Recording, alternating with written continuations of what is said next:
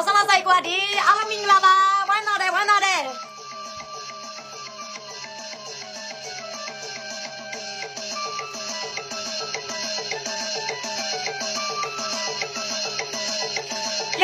ပြောမယ်နော်မင်းတို့အာနာယူတွေဘလောက်ပဲများငါတို့ဘက်ကတကယ်လောက်ရင်အဟုတ်ဖြစ်တယ်နော်မင်းတို့အာနာယူအားလုံးမင်းတို့ဘလောက်ပဲနေရယူမင်းတို့ဘလောက်ပဲတမတယူတကယ်လောက်တဲ့ငါတို့ရဲ့ဖြီတွေဗျာဘလောက်တော်လဲဆိုတာဒီနေ့ပြီးတော့ပကိုးတိုင်းဘက်မှာတရက်ထိုင်တဲ့စစ်ခွေးစခန်း14ခုတရက်ထိုင်တဲ့စစ်ခွေးစခန်း14ခုတင်လို့ရတယ်တရက်ထိုင်တဲ့ဆောက်ဆက်တရားဆိုတာစီကြလားအာနာယူကောင်းလေဟမ်မင်းတို့ဆောက်ဆက်တရားဆိုတာစီကြလားဒီသူကိုချစ်တဲ့လက်နဲ့ကန်ခွဲတရားလေရန်သူရဲ့စခန်းကိုတလုံးပြီးတလုံးဖြို့တယ်ရန်သူရဲ့မြို့ကိုလည်းတလုံးပြီးတလုံးစူးစားတယ်ပိန်းဖို့နော်အခုလည်းတိုင်းနေတယ်ရခါနေပြီမကွေးတိုင်းမှာဆိုရင်လည်းတချို့မြို့တွေဆိုရင်ပေါ့နော်မြို့တလုံးတိုင်းလို့ရဖို့အဲ့ဒီမြို့ထဲမှာစီတဲ့စစ်ခွေးစခန်းကိုအရင်တိုင်းရတာပြီးတော့နော်တချို့မြို့တွေကစခန်းတွေကောင်းခါနေပြီပြီးတော့စခန်းကောင်းသွားမှမြို့တိုင်းလို့ရတယ်ဆိုတာကြုံညာလို့ရတယ်တချို့နေရာမှာနည်းနည်းပဲလိုရတယ်ပြီးတော့ကြုံညာလို့မရသေးဘူးအဲကြောင့်ငါတို့ဘက်ကတကယ်လှုပ်လို့စင်အဟောက်ဖြစ်တယ်အကြောင်းမို့ပြတယ်တီးသူအလောက်ပါနော်ဒီလိုမျိုးအာနာယူမင်းအောင်လိုက်တောက်တိုင်တွေသွားပြီးတော့ဆောက်ခင်းဆိုင်နဲ့အဲ့ဒီစက်မပြစ်တဲ့နေသားများတတင်းတွေတော်ပြီမချမ်းပင်းနဲ့တော့တင်လည်းမတင်နဲ့တော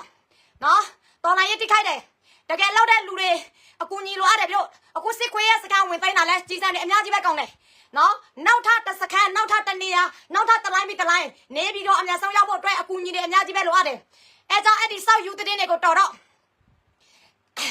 ့ဘာမှအကျိုးမပေးဘူးနော်အဲ့ဒီမအေလို့နဲ့တမ်းမြသူကရင်နိုင်ငံထူထောင်ပြီးဒီကောသူ့လည်းနိုင်ငံထူထောင်ပြီးသူကြောင်ညာလို့ရတာသူ့နောက်မှာမအေလို့မရောက်လိုက်စီးလို့ပြီးတော့မမို့ပြောမယ်ဟိုမမို့နဲ့တမ်းမြကိုကူညီထောက်ပံ့တော့ကနေတမ်းမြရဲ့ဆရာဒေါက်တာတင်မေတင်သူရဲ့နာမည်တင်မေတင်ဖြစ်တယ်အဲ့ဒီအဖိုးကြီးကအရန်ကိုအစွန်ရောက်တယ်ဘလောက်အစွန်ရောက်လဲဆိုတာကရင်ပြည်နယ်မှာစစ်လာတတ်တဲ့ PDF တွေဘယ်လိုကမ်းလဲတချို့ NUG ခေါင်းဆောင်တွေလည်းစီးတယ်လေ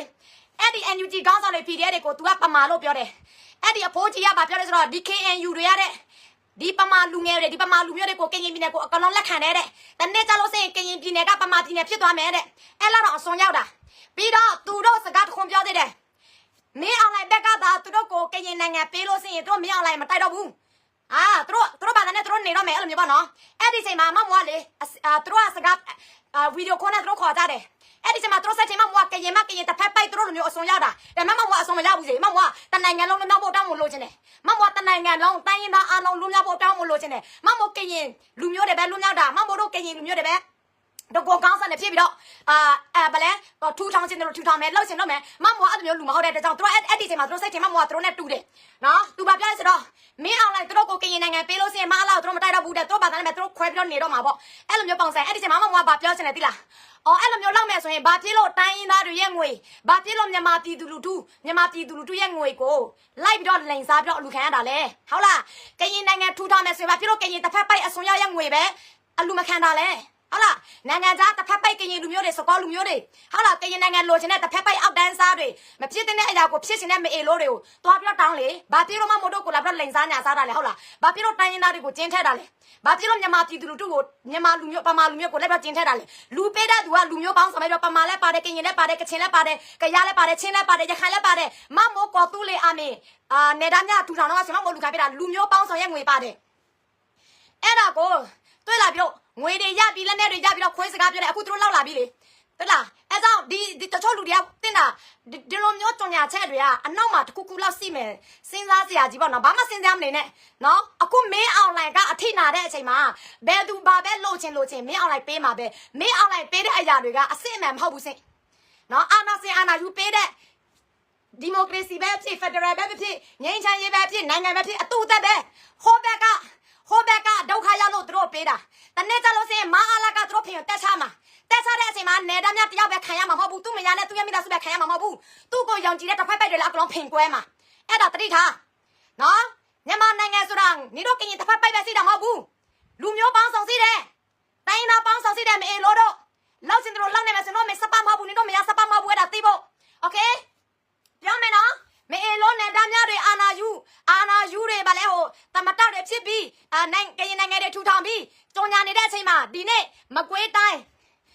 လေးတိုင်းဗလဲရွာလဲခဏနော်တော့အမို့တောက်ပေါ်ရိုက်ထားတယ်တော့ကျွဲအင်းဘကိုးတိုင်းစခန်း14နေရနော်စခန်း14နေရတင်ပလိုက်တယ်တဲ့နော်အဲ့ဒါအားရစရာကောင်းတဲ့တင်နေမယ်ပြီးတော့ဒီ2026မှာဒါတလပိုင်းမကုန်သေးဘူးနော်တည်င်းကောင်းတဲ့အဆက်မပြမင်းအောင်လိုက်လူတွေမင်းအောင်လိုက်ခွေးတယ်အဆက်မပြသေးတယ်ကွာစခန်းဆိုရင်တလုံးပြီးတလုံးအဆက်မပြပဲမကွေးတိုင်းလားစခန်းတိုင်းလားဘကိုးတိုင်းလားနေပြည်တော်လားမန္တလေးတိုင်းလားအခုဒီနေ့လည်းရန်ကုန်မှာလည်းမအားခွေးတွေသေးတယ်ပြီးတော့ရေ14ကောင်လားမသိဘူးအများကြီးပဲတွေ့လားတကယ်လောက်လို့စင်အဟောက်ဖြစ်တဲ့အကြောင်းပြည်တော်စုနဲ့သွားပါပူပေါင်းပါပြည်တော်စုနဲ့သွားပြီးတော့ပူပေါင်းလို့စင်ဘယ်အာနာယူမငါတို့ကိုလာတော့ထိလို့မရဘူးဘယ်အာနာယူမငါတို့တိုက်လို့မနိုင်ဘူးအဲကြောင့်မြန်မာပြည်သူလူထုတွေအားလုံးတိုင်းရင်သားအားလုံးလူမျိုးဘာသာမခွဲခြားဘဲနဲ့ငါတို့တွေစီစဉ်လုံးနဲ့လက်တွဲပြီးအာနာစင်ကိုတိုက်ထောက်ပါလူစကားနားမလဲတဲ့သေခါနီးရဖိုးကြီးတွေအာနာယူမအေလို့နဲ့တမ်းမြတန်လက်သူရအပေါင်းပါတယ်ဗောနော်အဲ့ဒီမအေလို့တွေကနော်အာနာစင်အာနာယူလောဘယူဆိုတာအဆက်တရားလည်းမရှိသလိုအသိတရားလည်းမရှိဘူးနော်အဆက်တရားအသိတရားမရှိတဲ့သူကဘာအမှန်တရားမှပြက်ပြောသူတို့ရဲ့နားထဲမှာဝင်မှုပြီးတော့သူတို့ကိုဘလောက်ပဲစီအောင်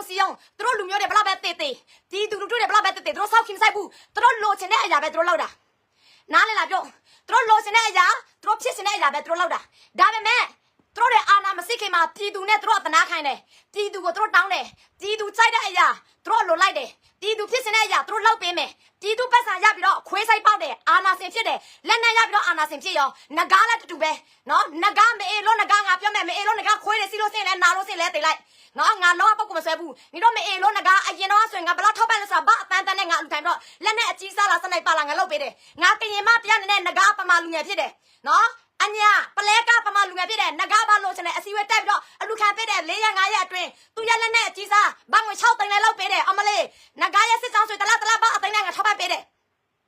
ခွေးမသားနော်နာမည်ကြီးတော့ဆိုရင် NUG တက်သူပတ်စံရတာအများကြီးပဲနော်ရတဲ့ငွေကသူရဲ့စစ်ကြောင်းမှာပဲသူပြန်တော့ထက် NUG ဘက်ကရတဲ့ငွေကသူရဲ့စစ်ကြောင်းစီးတဲ့အရာပေါင်းများစွာပြန်တော့ခွဲရတယ်ပြန်တော့ထောက်ပံ့ပေးရတယ်အဲ့ဒါမအေလို့ငကားမကျင်တော့သေးဘူး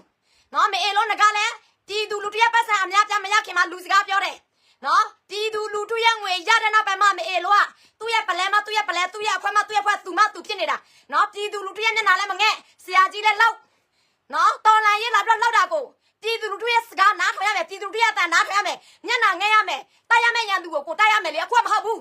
NUGကသူရဲ့ရန်သူပကဖသူရဲ့ရန်သူအဲ့လိုမျိုးလောက်နေတာနော်တီခံဆိုင်လည်းမရှိဘူးအများအတွက်လောက်ပေးတာတီခံဆိုင်စီရမယ်လေအခုဟဲ့ငါအာနာစီပြီးငါလက်နဲ့စီပြီးငါအင်အားစီပြီးငါအဖွဲသားစီပြီးငါတပတ်စီတဲ့ငါလာတော့မထင်းနဲ့ငါလာတော့ဆရာမလို့တဲ့ခွေးမသားတွေအဲ့လိုမျိုးဖြစ်နေတာနော်သူတို့ထပ်ပတ်ပူတဲ့ပြည်သူလူထုရဲ့စင်နာနဲ့သူတို့ကိုထပ်ပတ်ပူတဲ့ပြည်သူလူထုရဲ့မျက်နှာနဲ့မငဲ့ပြည်သူကယုံကြည်ပြီးတော့ငါထပ်ပတ်ပြလိုက်လို့စင်မအားလားကိုတိုက်မှာပဲဘယ်ဟောက်မှာတဲ့အခုမအားလားကိုတိုက်ရမယ့်အချိန်မှာမတိုက်ပဲနဲ့အချင်းချင်းပြန်တော့တိုက်မအေလို့တွေနော်အချင်းချင်းကိုမတိုက်တော့လဲပြည်သူလူထုရဲ့မျက်နှာငဲ့ပေးပါလားကိုမโอเคထားလိုက်ငါလည်းပကပမကြိုက်ဘူးငါလည်းငကားမကြိုက်ဘူးဆိုရင်ညီတော့နှစ်ဖွဲ့စလုံးမကြိုက်ကြဘူးဆိုရင်မအားလားကိုပဲဝန်တိုက်ပြကြပါပြန်တိုက်เสียမလို့ဘူးအချင်းချင်းပြန်တိုက်ရမလို့ဘူးပြည်သူလူထုရဲ့မျက်နှာငဲ့အဲ့ဒါမရဘူးအာနာယူတွေနော်အဲ့ဒါကိုအခုပလန်နဲ့ညီမစစ်ခွေးကိုမတိုက်ရဘဲနဲ့အဲ့ဒီငကားယူဖတ်တဲ့နဲ့ပြန်တော့တိုက်ရတယ်နော်ငကားလည်း NUG ရဲ့လူကိုတိုက် NUG ရဲ့လူတိုက်အဲ့လိုနေတိုက်ငါတိုက်ပဲစစ်ခွေးကိုတိုက်တဲ့သူကလည်းအစက်မပြတိုက်နော်လောက်စားစစ်တာလောက်တော့ဒါမှမဟုတ်ပြောချင်တာတော့ဒီ2026မှာဒီလိုမျိုးတော်လိုင်းရေးကိုဖျက်လို့ဖျက်စီအောင်လုပ်တဲ့အဖွဲ့တွေတော်လိုင်းရေးအစိုက်တွေပေါ့နော်တော်လိုင်းရေးအမိုက်တလိုက်တွေအားလုံးကိုအကောင်လုံးစင်ထောက်မှမတော့နှခါမတိုက်ချင်ဘူးတော်လိုင်းရေးပြီးလို့စင်ဘယ်မအေလို့အဖွဲ့မအောင်မလို့မတိုက်ချင်ဘူးโอเคအဲ့တော့အခုစိနေတဲ့ဒီမအေလို့အဖွဲ့ပဲအာနာယူအဖွဲ့ပဲနှစ်ဖွဲ့မဆိုအဖွဲ့ကြီးအဖွဲ့သေးစင်းစရာစစ်တာကိုအကောင်လုံးစင်ထောက်လိုက်တော့နော်ဒီတစ်ခါပဲတိုက်မယ်ဒီတစ်ခါပဲသိမယ်ဒီတစ်ခါပဲပြဿနာဖြစ်မယ်နောက်ဆိုရင်တော်လိုင်းပြီးသွားပြီဆိုရင်ဘယ်အာနာစင်အာနာယူဖွဲ့စီမလဲငါတို့တွေမတိုက်ချင်ဘူးယူနေတဲ့ကောင်တွေကအကောင်လုံးရေးယူနော်ယူနေတာညလိုမျိုးယူတဲ့ကောင်တွေဖမ်းစားစီတာဖမ်းလိုက်နော်အခုငကားဆိုရင်လည်းပြည်သူရဲ့မျက်နှာမငဲ့ဘူးနော်ပြည်ငကားကပြည်သူလူတွေရဲ့မျက်နှာငဲ့လို့ဆိုရင်သူတို့မျိုးလောက်ဆရာမလို့ဘူးနော်ဘာမလို့အခုထိသူကဘာညာဆရာကြီးပြီးတော့တိုင်းရင်းသားနဲ့ခိုင်ခေါင်းဆောင်တာမှ NUG နဲ့သူများလက်တွဲပူပေါင်းတယ်သူများတူလက်တွဲပြီးတော့အာနာစင်ကိုသူများတူတိုက်ထုတ်တယ်သူကအညာကငကားအရင်ငကားသာအာနာမရှိလို့ဆိုရင်ငကားသာလက်နဲ့ခင်ရတယ်အများကြီးမရလို့ဆိုရင်သူအဲ့လောက် NUG နဲ့လူပါမဝဘူးတီသူလူထုထောက်ပံ့မှုတွေရများလို့သူ့ရဲ့လက်ထက်မှာလက်နဲ့ခင်ရတွေရများလို့နော်အဲ့ကြောင့်သူကလူပါဝါတာတွေ့လာပြီတော့အဲ့လိုမျိုးငကားသာတီသူဘက်မှာရတည်တယ်တီသူအတွက်ပဲလောက်ပေးမယ်အတ္တမနမရှိဘူးအာနာမယူဘူးဆိုရင်လေပြီတော့ NUG ဘက်ကသူ့ကိုဘာပဲလို့သူစောက်ဖိစက်ဘူးသူလောက်ဆရာစီတာသူလောက်သွားမယ်သူတိုက်ဆရာစီတာသူတိုက်သွားမယ်သူရတဲ့လက်နဲ့ခင်ရတွေကအများအပြားပဲ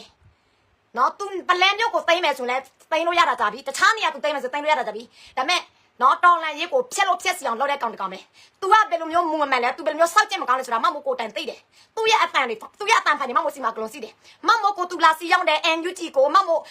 NUG ကိုပြန်ဆဲဖို့နော် Iron မလိုမျိုးမမို့ NUG ကိုပြန်ဆဲဖို့မမို့ NUG ကိုအထင်သေးအမြင်သေးအောင်အထင်မအောင်ဒီခွဲမသာငါ့ကိုလေတော်တော်လေးအောင်မလေးငါချီးပါခြင်းနဲ့ငါသမီးစားခြင်းနဲ့လေငါအေးဘိုနကတော့ပြီးတော့ငါမအားတော့ဘူးငါခလေးတွေလည်းစီးတယ်မမို့လိုက်လဲလွှင့်ရမယ်အိုးမမို့လေ तू ဆက်ပြီးတော့ပြောတယ် NUG ကလေဒီလိုစောက်ကျင်မကောင်းဘူးဒီမကောင်းအောင် तू ကမမို့သူ့ကိုယုံကြည်အောင်သူ့ဘက်မှာပါသွားအောင် तू မမို့စူးစမ်းပြီးတော့စီအောင်လားဒါပေမဲ့မမို့က Iron မလိုမျိုးချီးစားပြီးဘောငုံလီးဆုပ်နော်ဗာလဲနာဘူးထားတဲ့မိမမဟုတ်တဲ့အတွက်ကြောင့်ငကားမမို့ကိုစီအောင်လို့မအောင်မြင်ဘူးโอเคနော်မမို့ကျလိုက်မမို့ကရင်မနော်ကရင်အဖွဲစီပေါင်းများစွာနော်ဘယ်အဖွဲမဆိုမမို့ပုတ်ကိုမဆွဲဘူးမမို့ကရင်မတရားကရင်မကောင်းလို့စင်ကရင်မကောင်းလို့ပဲငါပြောမယ်မုံမှန်လို့စင်မမို့လောင်းထောက်ခံမှုစင်နော်အဲ့တော့အမာစစ်သားလားဘဲကောင်းမဆိုဘဲအဖွဲစီမဆိုဘဲတိုင်းသားအဖွဲစီမဆိုမုံမှန်လို့စင်ပြည်သူလူထုမျက်နှာမငဲ့မထောက်လို့စင်မမို့အရန်ကိုယုံတယ်မမို့လက်မခံဘူးစင်အလိုမရှိဘူးမမို့ပြည်သူလောက်တယ်ပြည်သူမျက်နှာငဲ့တဲ့အဖွဲပြည်သူကိုချစ်တဲ့အဖွဲနော်အာနာစင်အာနာယူတယ်တိုက်တဲ့အဖွဲဆိုရင်မမို့ထောက်ခံတယ်မမို့ဂုဏ်ယူတယ်မမို့လေးစားတယ်မမို့ထောက်ပံ့မယ်ရတဲ့နေနဲ့မငွေတွေစားပေးမယ်နော်အဲ့တော့မအေးလို့ငါကသူ့သားယောက်ျားပီသားလို့ဆိုရင်အာနာမယူဘူးဆိုရင်ထောက်ဖို့အကြီးအသေးကိုသူလိုက်တော့စီးရောက်ပြီးတော့နော် NUG နဲ့ပြည်သူတွေတွေးခွဲအောင်ထောက်ဖို့နဲ့ပြည်သူတွေတွေးခွဲအောင်အဲ့ဒီခွေးစကားသူလိုက်တော့မပြောဘူးနော်သူမမိုးစီမှာဖုံးဆက်တာပြီးတော့3နာရီလောက်စီမယ်မမိုးချီပါခြင်းလဲချီပါလို့မရစားခြင်းလဲစားလို့မရသူကငါ့ကိုလေနော် NUG ကလေဒီလိုမကောင်းဘူးဒီလိုရောက်မှတာဒီလိုဖြစ်တာနောက်ပြီးတော့သူကဘယ်သူနဲ့လက်တွေ့ကြကင်ရင်ကောင်းဆောင်လဲဆိုရင်နေသားများနဲ့မိုးသိချင်လားတဲ့ဒီ NUG တွေဒီဘာညာတလာကသိချင်လို့ရှိရင်ကရင်ကောင်းဆောင်တယောက်မေးလိုက်တဲ့အဲ့ဒါပဲပြောနော်ဒီကရင်ကောင်းဆောင်တွေအားလုံးကြည့်လိုက်လေမလားတောက်တိုင်တွေတက်တယ်အခုနေသားများကောသူလေးအမေကောသူလေးနိုင်ငံထူထောင်တာလေသူ့နောက်မှာမေးလို့မရလိုက်စီလို့လေမင်းအောင်လိုက်သူ့ကိုပေးလို့မင်းအောင်လိုက်သူ့ကိုယုံကြည်ပြီးတော့သူစိတ်ချသူတကယ်ရမယ်လို့သူထင်တာအကြောက်သူကကြုံညာလိုက်တာနော်ခွေးမသားမင်းအောင်လိုက်ကလူမမဟုတ်တာလူစိတ်မမရှိတာ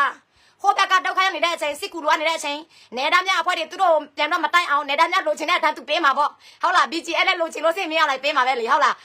ငါတို့လည်းလိုချင်လို့စိတ်မရလိုက်ပေးမှာပဲဒါပေမဲ့ပေးပြီးတော့ငါတို့ဖင်ကိုတက်ချမှာကွဲအောင်တက်ချမှာနော်အဲ့ဒါတီးဖို့နော်ပြီးတော့ရေမမိုးဆက်ပြီးတော့မကားတော့ဘူးတော်ပြောမနေပါပဲကမယ်ပြီးတော့အလူလဲခံရမယ်ဒီညမမိုးအရေးပေါ် PDF ဆက်လေးဖွဲကမမို့လူခန္ဓာဒီနေ့ဆိုရင်4ရက်စီပြီဒီညပြည့်အောင်မမို့လောက်ရမယ်နော်ဒီအရေးပေါ် PDF က9ဖွဲပဲလို့တော့တယ်ဒီညပြည့်အောင်လောက်ရမယ်ဘာကြောင့်လဲဆိုတော့မနေ့ဖန်မမို့နေပြီးတော့ RPG တလက်မမို့လူခန္ဓာပေးရမယ်နော်နေပြီးတော့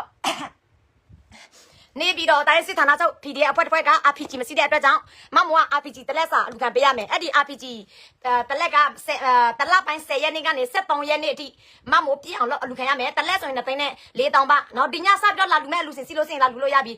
ဘာငွေဆိုရင်2သိန်းနဲ့4000ပါ RPG တလက်စာနော်ဟိုတနေ့တော့ပြောတယ် PDF က RPG မရှိတဲ့အတွက်ကြောင့်ရန်သူတက်လာတဲ့အချိန်မှာသူတို့လက်နဲ့တသေးလေးနဲ့ဆော်လိုက်တဲ့အချိန်မှာရဲခွေးစစ်ကောင်တေသွားတယ် RPG ဒါစီလို့စင်ရဲခွေးအကောင်ရာနဲ့ပေးမှာRPG မရှိလို့အဲကြောင့်မှဒီ RPG ကိုအမြန်နည်းနဲ့ရစေချင်တယ်။ကုညာတဲ့ပြည်သူတွေအမြန်နည်းနဲ့ဆက်သွယ်လာဘာလို့မှမပြောချင်ပါတယ်နော်။အခုအရေးပေါ် PDF 84ဘွက်ကလောလောဆယ်မှမို့လို့14ဘွက်ရွေးချယ်ထားတယ်။အခုလောလောဆယ်ကြည်အရေးပေါ်လို့အားတဲ့ PDF တွေပေါ့နော်။ဒီ14ဘွက်ကပြီးတော့6ဘွက်တော့ရပြီ9ဘွက်ပဲလို့တော့တယ်။9ဘွက်ဆိုရင်ဘာငွေ